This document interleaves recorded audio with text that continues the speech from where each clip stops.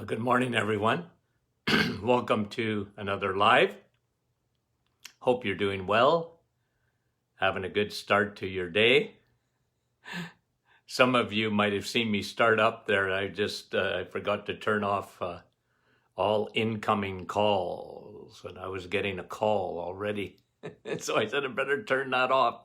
Okay, good to have you on with us. Good morning, Jeanette and Donna, Maureen, Elsie, Lynn. Hold on, John is watching this morning from Elgin, Illinois. Nativity, Diane, and Cease, and Kristen.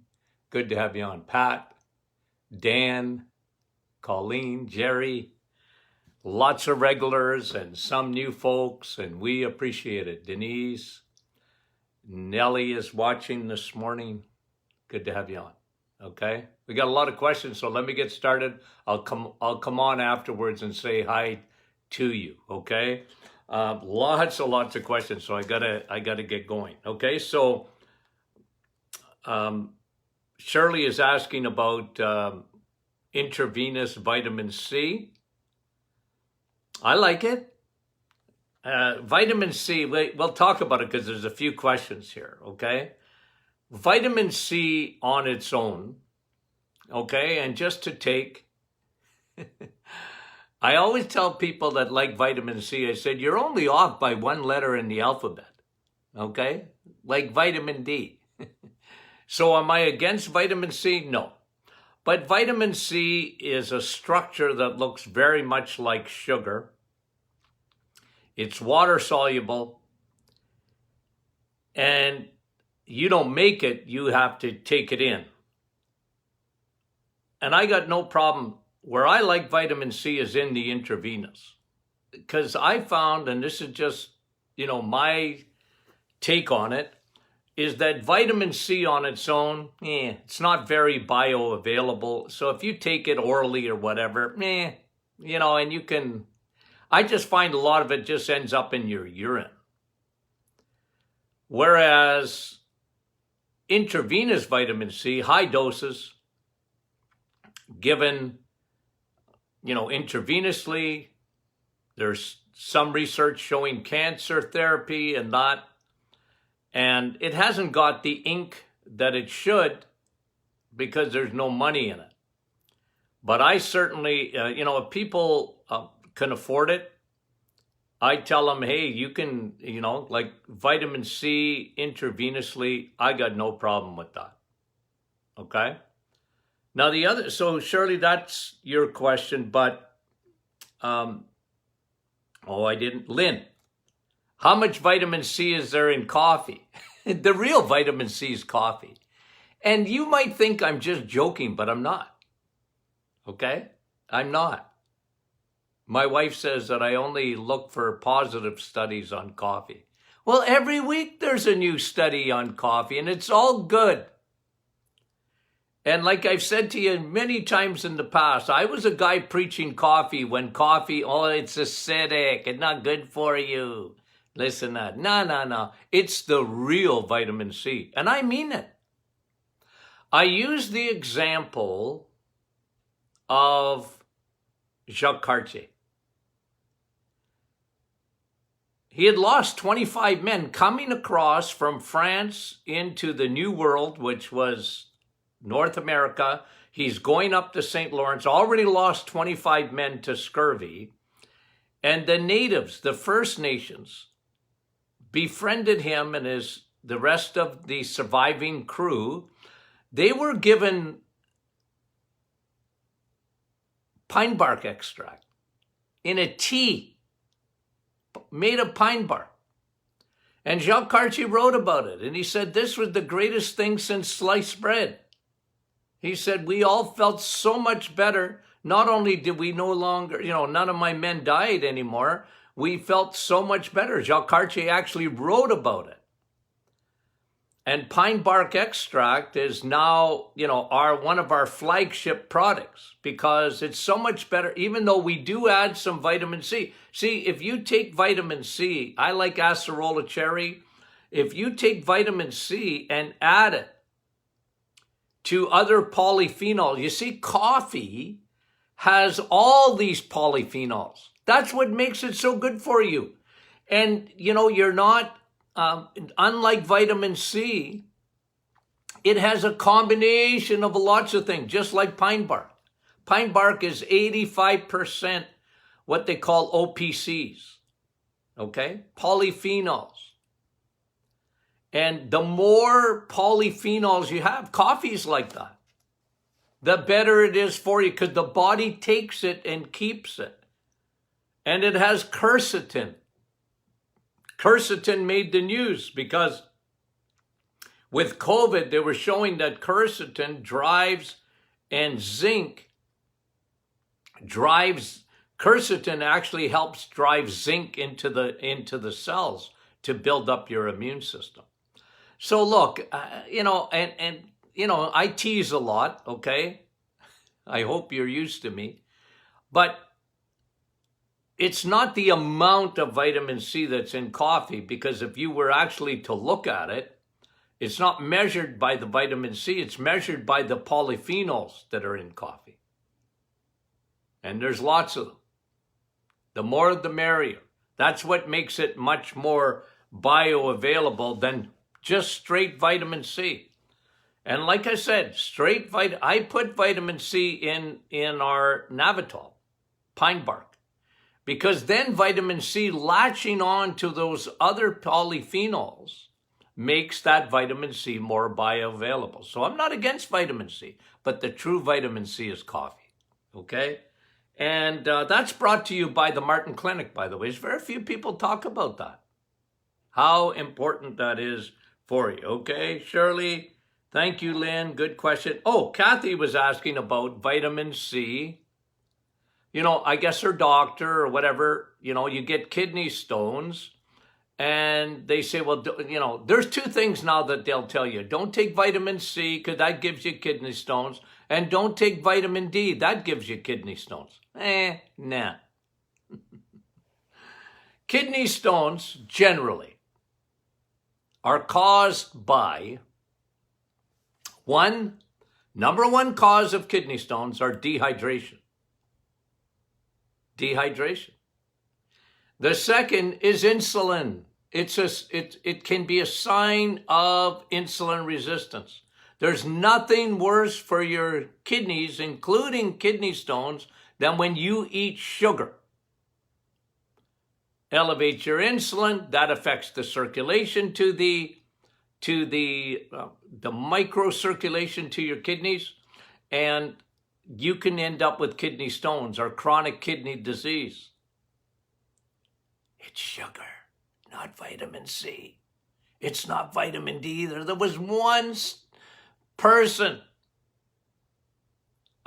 this is 2 or 3 years ago, the big headline, vitamin D caused kidney stones. Oh, well, listen, there's somebody else. Let me just get to it because who was asking? Catherine. I love the way you think, Catherine. You know what? You guys are the smartest people on the planet. I'm going to give you honorary nutrition degrees. You guys are sharp. Catherine, see, she's thinking. Here's what the question is, okay? So Catherine says, 9 out of 10 deaths in COVID. Some have shown that, by the way. What do we learn about COVID? 1, low levels of vitamin D. 2, if you got metabolic syndrome, if your insulin is out of whack, you are in trouble more than the rest of the population with COVID. That's what we learned. We talked about the elephant in the room with this virus. Metabolically, when you're unwell, that's when you get sick. Now, Catherine asked the question, if 9 out of 10 deaths of COVID are related to vitamin D, I think it's more 75%, but okay, there's been a fair amount of studies. It's interesting. And then how can I arrive at that conclusion if here's the question, because Catherine is thinking. She said, well, you've told us in the past that probably 75% of the people, I think it's 80, are deficient in vitamin D. They're deficient. Okay? And they said, well, why isn't, why aren't more people dying of COVID if they're deficient in vitamin D? Well, okay, good question. But this virus, Catherine, let me just state this. This virus, if you're young, it doesn't affect you. You swat it off like the fly. If you're young, if you're under 50 years old, and this is just, I hate to be pushed back, but come on. The flu's more dangerous for somebody under 50, no matter what. It is. That's just a fact. Now, I'm not saying that COVID doesn't exist. I'm not saying anything like that. COVID affects people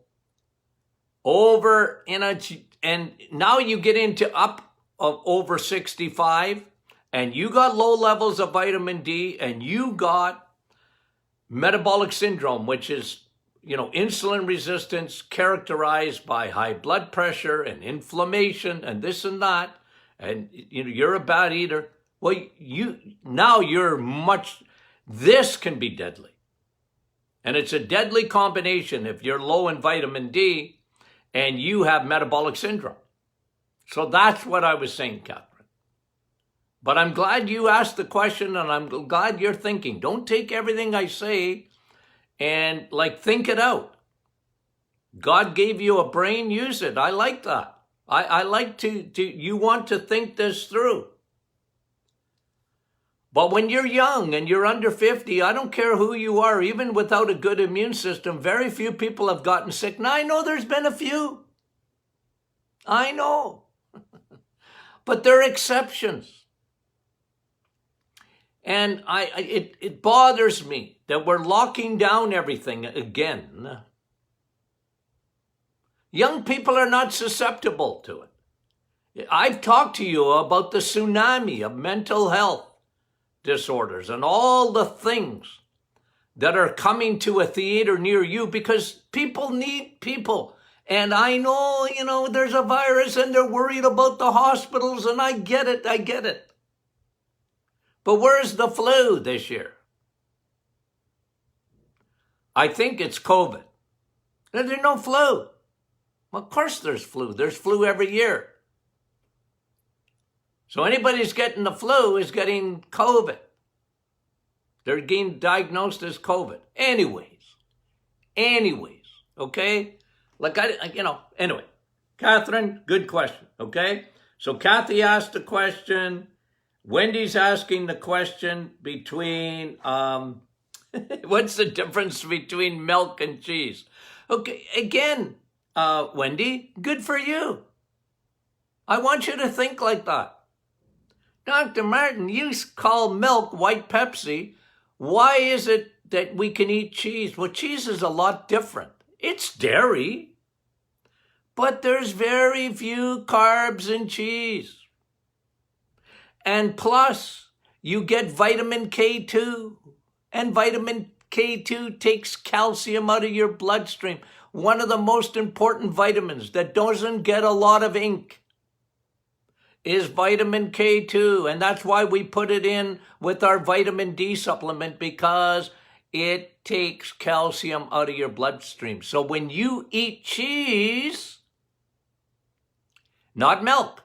Look, you got a cow in the backyard? Drink milk. I got no problem with that, because that's real milk. By the time milk now gets to the grocery store, it's white Pepsi. Why is that? Because they take the fat out of it. And now it's all sugar. And there's been study after study showing milk, and it's linked to diabetes. And it's linked, even though we drink lots of milk in North America, we got some of the highest rates of osteoporosis. Because sugar leaches out your minerals. Okay? So Wendy, thanks for the question. Vanessa. Okay, just about the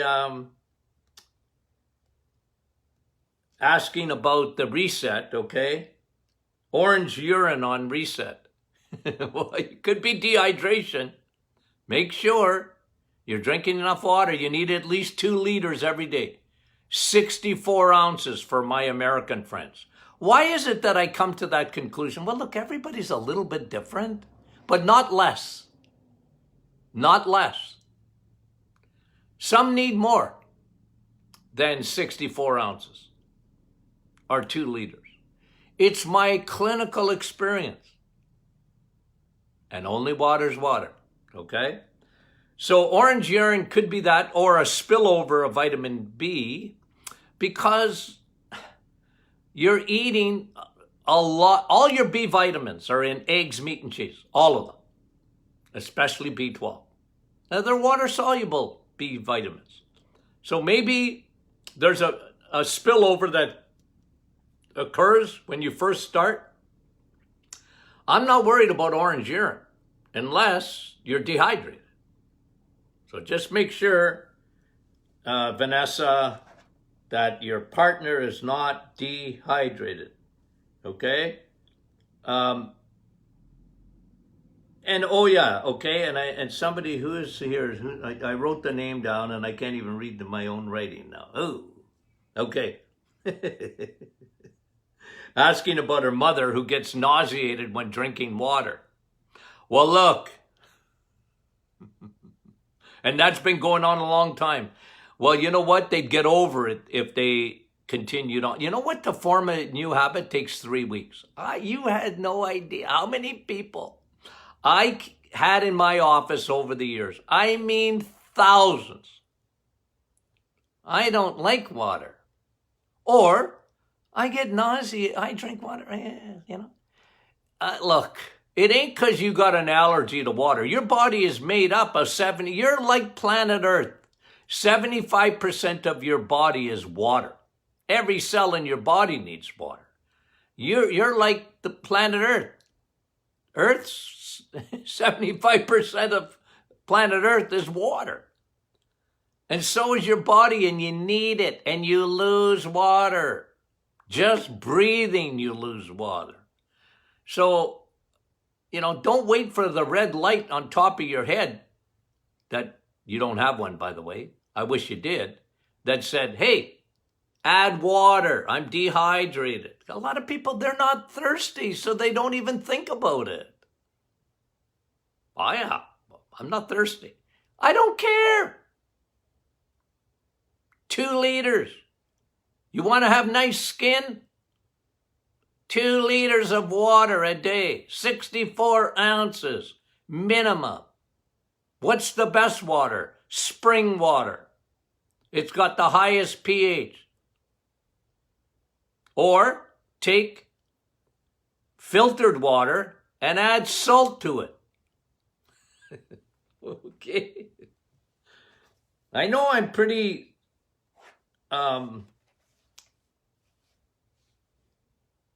adamant. Sorry, it's my personality. Maria, cast iron, is it safe? Yeah. I like it better than all the Teflon and all that. It doesn't, you know, I used to hear that all the time. Like, quit eating, you know, quit frying your steak in a cast iron. I don't know. Like, you know, if you got too much iron, I guess.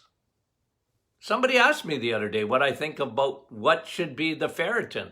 Well, I don't worry about ferritin unless it's high or it's low. If it's low, you got anemia. If you got high ferritin, your liver's not filtering properly. Fix that. How do you fix high ferritin? Empty your liver. Do the reset. In the first week, you'll empty it. Okay, good question though. Tefal frying pans. Well, I don't know much about them, you know, but apparently they're pretty good. They don't as you heat them up, they don't give off anything. Now, girls, Jeanette, Nicole, ask them those questions. I mean, I couldn't give any cooking lessons, believe you me. Thank God I married an Italian girl. Okay?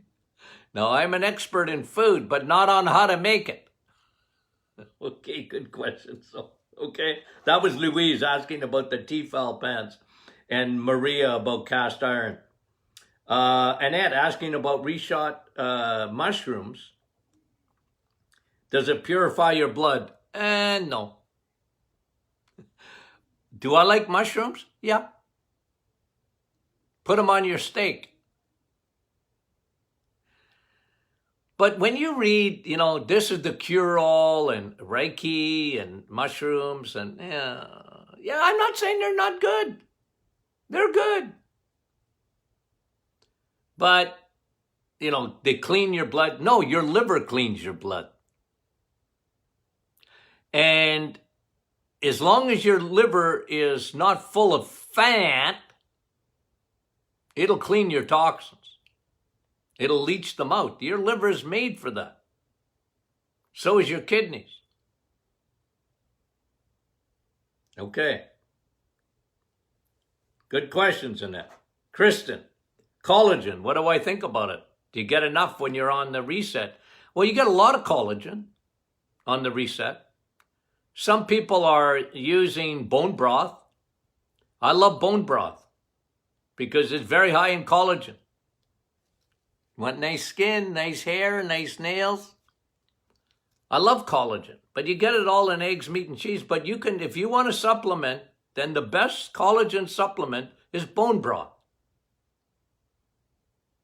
Okay? Good question, Kristen. Sandra, taking supplements with or without food? Good question. Look, Sandra, most people take supplements with food, but you don't have to. Look, some people like, you get supplements and, I like peanut butter. I have my coffee and vitamin P, peanut butter. Now, it doesn't belong in the vitamin list, but I like it. And I get to tell you what I like. I just like peanut butter. I love peanut butter all my life, okay? So I take a little bit of peanut butter with my vitamin C coffee, and I take my supplements in the morning. So I don't have a lot of... Probiotics is the only one where I tell people, look, probiotics are better without food, but that doesn't mean you can't take a little bit of peanut butter. I just don't want you to take your probiotics after a heavy meal because they're going to sit there. Even those, ours are enterically coated and they're meant to pass through the stomach, but it's better if they get down into the gut real quick. So if it's empty, it's better. The other supplements you can eat and then take your supplements. I got no problem with that. If you can take supplements without any food in your stomach at all, I got no problem with that either. Usually with curcumin, trying to think, high DHA, okay, because it's a heavy oil. A lot of people, and even our inflammation formula, I usually tell them to take it with, because there's a lot of curcumin in there. And I usually tell them to take it with food. Just take it with your meal. Okay? And that's for most people. Some people, they can do it on an empty stomach. Okay? Very, very good question. Sandra. Megan, asking me about 5-HTP. Look, I like 5-HTP, but clinically, I never found it on its own to be that effective. Some people take 5-HTP for sleeping, for stress. But on its own, I just never found it to be, because 5-HTP, now you're going back 20, 25 years, really, I don't know, sometimes they just come out with marketing and everybody thinks it's the greatest thing since sliced bread. I don't dismiss it. I just like it in with other things. On its own, okay, Meg? That's me. Clinically, I never found it to be all that significant on its own, okay? Natalie is asking about heart palpitations. Look, I could give you, that could be a sign that your cortisol is high, your stress hormone is high. And it can start playing with the heart. Another reason is a lot of people get heart palpitations because their CoQ10 is low, and their CoQ10 is low because they eat chicken and not steak. You need red meat, CoQ10. It's good for your heart muscle. And other times it could be low levels of magnesium can affect the heart rate. But very often it's stress. Okay? And make sure, like one thing that we see a lot of today is the arrhythmias. Due to the,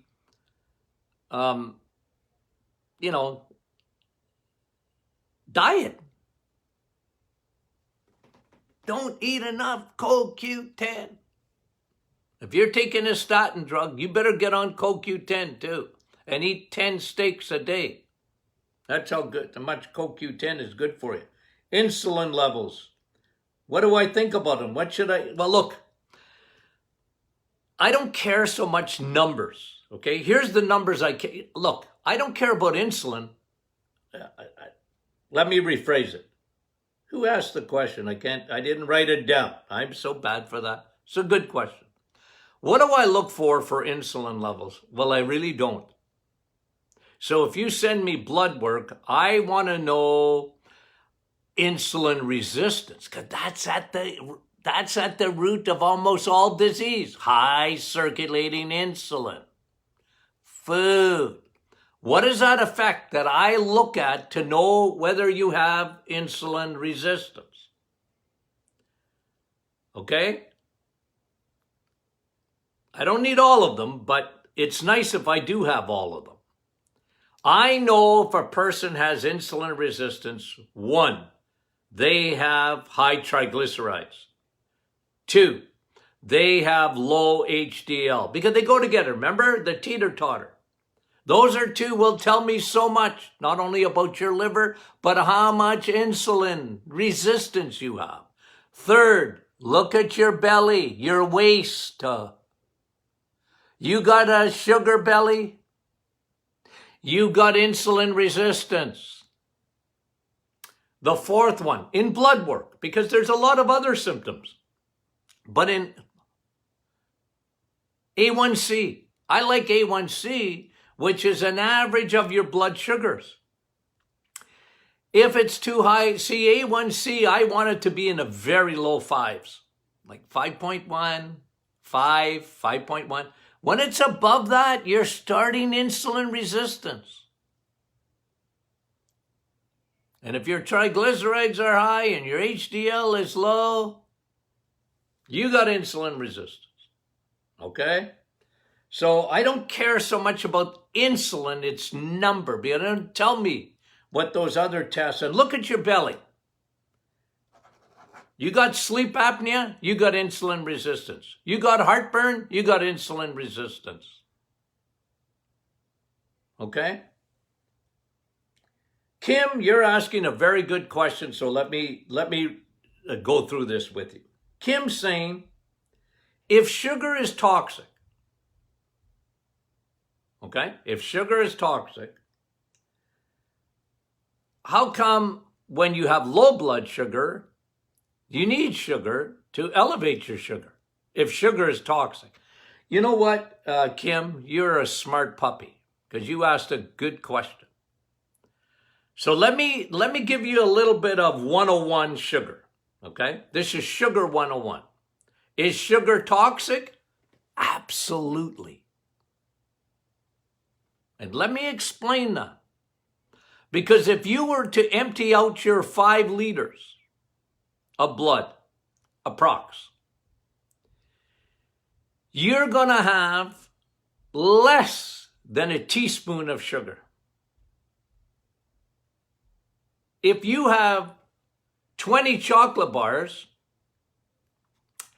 your sugar is going to go up drastically.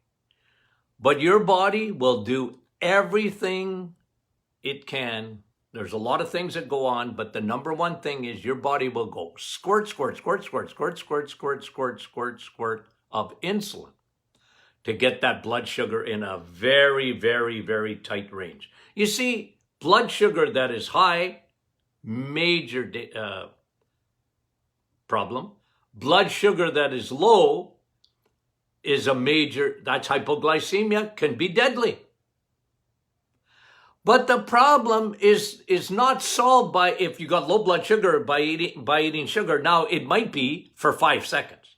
You know, let's say somebody's going to pass out because they've got, their blood sugar has gone low. I've seen that. Well, give them a glass of orange juice just to get that blood sugar back up. But at the end of the day, sugar is toxic. So, I mean, if you don't want to have sugar to keep your blood sugar up, you want to regulate your insulin by eating a high fat protein, high fat, high protein, and very little carbohydrate, whether it's high or low, because you'll regulate it. You'll get it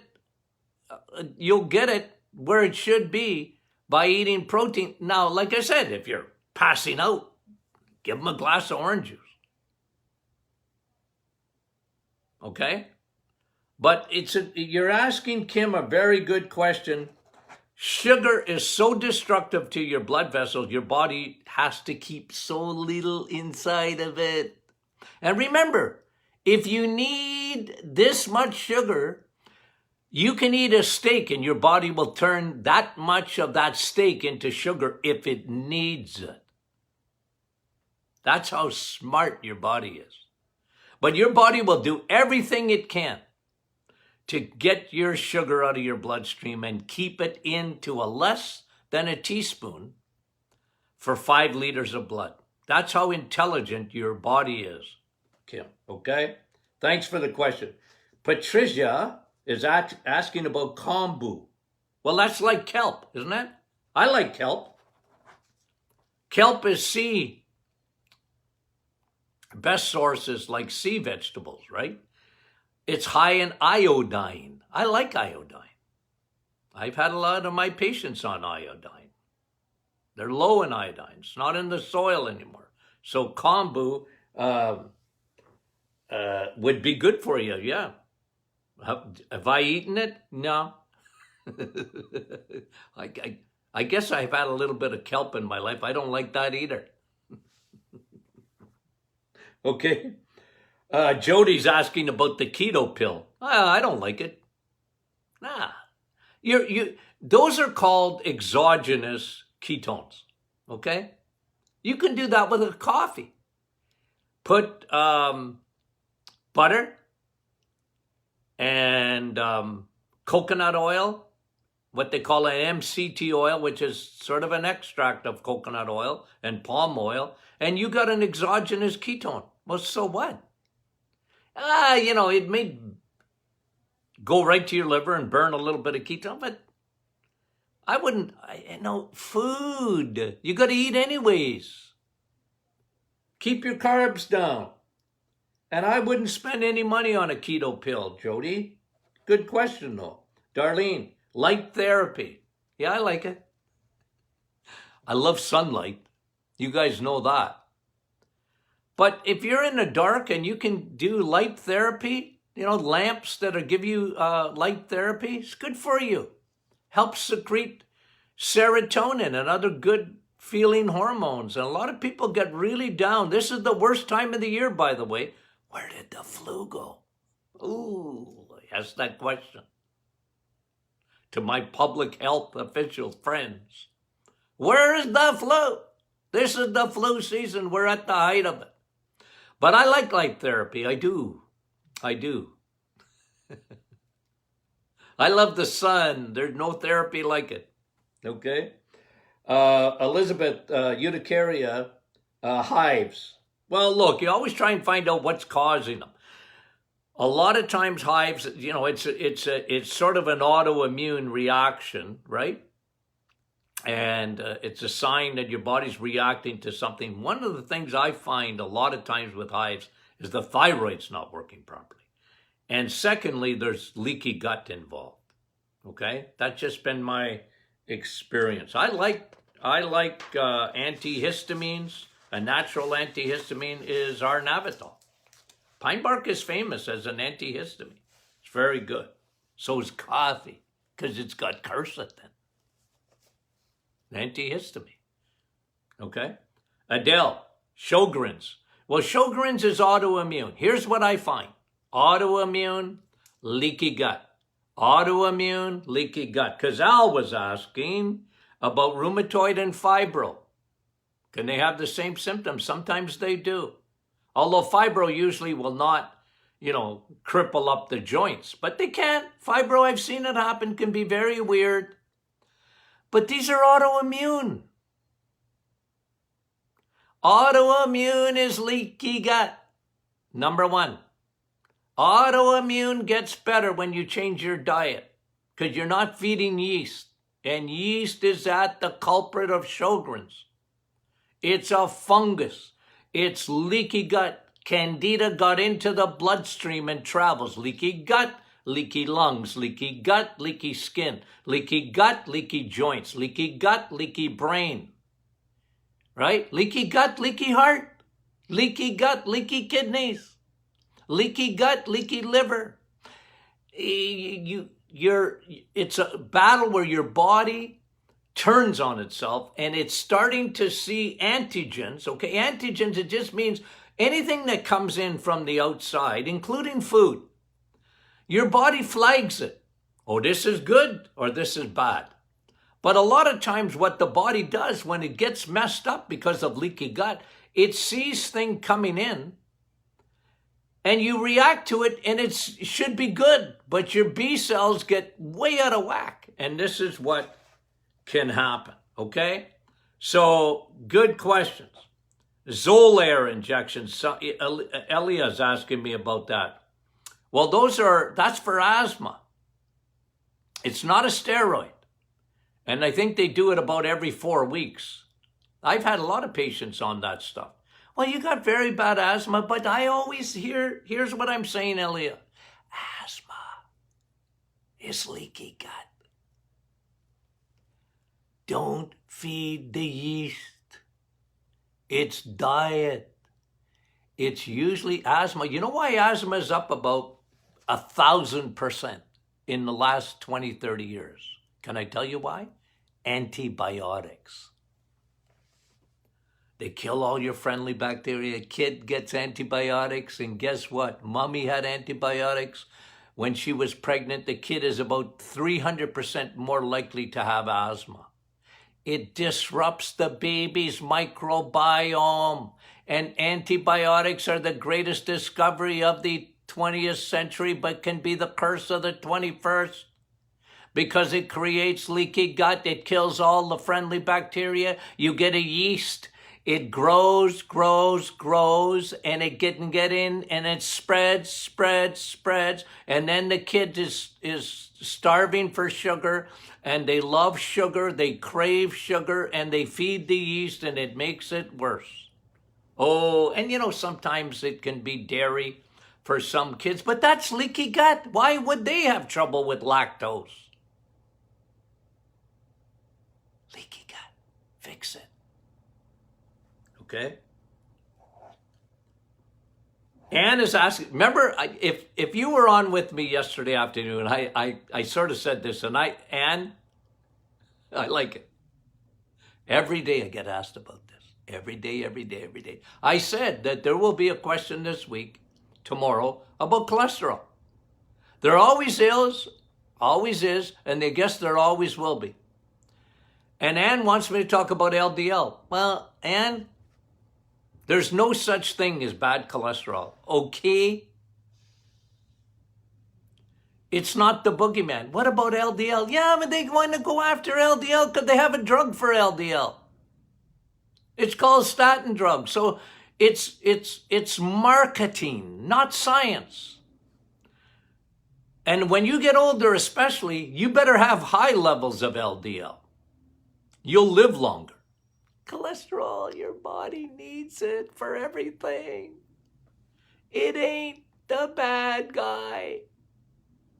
That's why 75% of people that have a heart attack, they have normal cholesterol levels. 75%.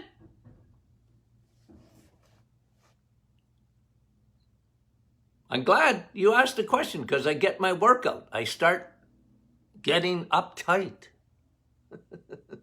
And my blood pressure goes up. And no problem, but I just won't, you can't get me off of my thinking. I'm right, and they're wrong. When it comes to cholesterol, okay? Reese is asking about blackheads, teenagers. Well, for sure, leaky gut, too much estrogen. They're too much of a woman. It's hormonal. Okay? And diet. Leaky gut. Too much estrogen. And too much sugar. You're feeding it. Feeding the yeast. There's always a yeast component to acne. Okay? Jeanette, Dr. Lee has got a new book out. Beat Disease. Starve Cancer. What do I think about it? Do you want to know the truth? Now, I don't know if this is our Jeanette or somebody else's Jeanette. He's a vegan. Yeah, I rest my case. I disagree. Okay? I vehemently disagree. Okay? Now, you want to read it? I got no problem with that. I want you to think. But you want to starve cancer? Eat steak. That's how you starve cancer. And don't eat sugar. Okay, Joan. She's asking, what is your metabolism? Well, Joan, I do not have an hour to explain all of it. It's how your body works. It's how your body breaks down food. It's your hormones. Okay? You got to read my book, The Reset. Get the book. I explain that and what we're looking at in the metabolism. What is metabolic syndrome? I explain it all in there. Okay? So thanks for all the questions. And again, invite your friends and family to join our Martin Clinic private Facebook group. If you don't get our emails, sign up at martinclinic.com. You will get our emails. You want to get those. Very, very educational. The new book is out. The Metabolic Reset. You've made it #1 in Canada. Why don't you make it #1 in the USA too? Go for it. No, thank you very much. We really appreciate it. And the feedback on the book has been tremendous. We appreciate that. All you guys are doing the reset. Good for you. Okay? Let us know. I talked about this yesterday, accountability. That's why that group is so good. You know what's a good thing too? Share this podcast. Tell people to get on our podcast or share the Facebook. You can just share it amongst Facebook to your friends and family. Okay. Love you guys. Talk to you soon.